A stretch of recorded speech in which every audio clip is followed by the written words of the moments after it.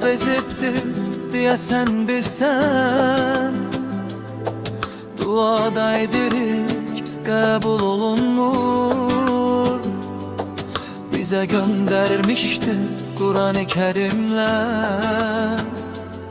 Etmeyin xəyanət, günah olunur. Olmayıb nefsimizə hakimə yapda. O qədər səhv etdik ki həyat yolunda. Sonra peşman olup el açıb Allah'a bağışlanmağımızı istedik bu çetin yolda. Ne namaz kıldık, ne oruç tuttuk, bazen aklı haksız dinden danıştık. Özümüze teselli vererek sonunda bağışlayan Allah'tı diyerek yaşadık.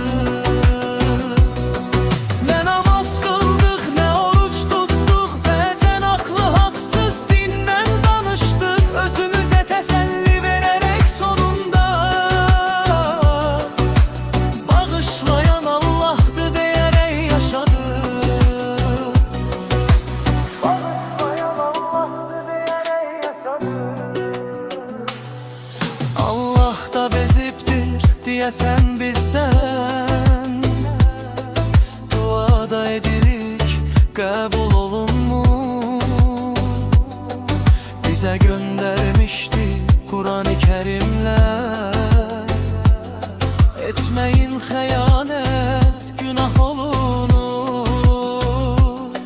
Olmayıb nefsimize hakime yapta.